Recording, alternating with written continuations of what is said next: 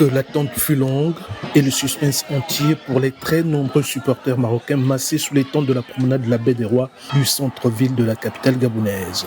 Au terme de la séance des tirs au but, une explosion de joie des fans des Lions de l'Atlas. Il vient d'être libéré du stress. On est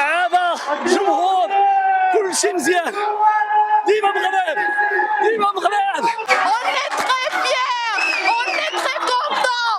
Vive l'Afrique! La victoire des Lions du Maroc est partagée par toute l'Afrique. Cristal est une supportrice gabonaise. L'équipe marocaine, vraiment, ils ont assuré. C'était bien joué malgré les ratés qui s'étaient faits, mais ils ont très bien joué. Une euphorie collective soutenue par un concert de klaxons sur quelques artères de la ville. La fête ne fait que commencer pour plus d'un supporter du 11 de Walid Regragui.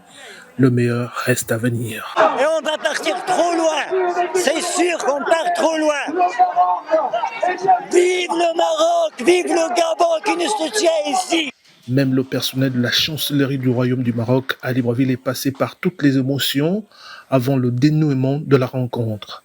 Un duel presque épique suivi dans un climat de fraternité par les ambassadeurs du Maroc et celui de l'Espagne au Gabon.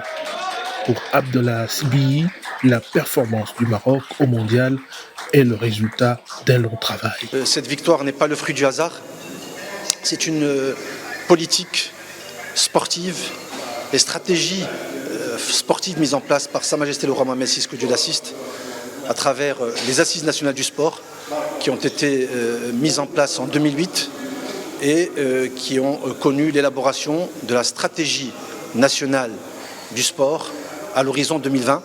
Et on récolte les fruits aujourd'hui de cette stratégie. Si en 1986 au Mexique, les joueurs marocains étaient tombés en huitième de finale, cette fois, la nouvelle génération de l'équipe est bien décidée à se faire plaisir et faire plaisir à ses supporters jusqu'au bout de l'épreuve.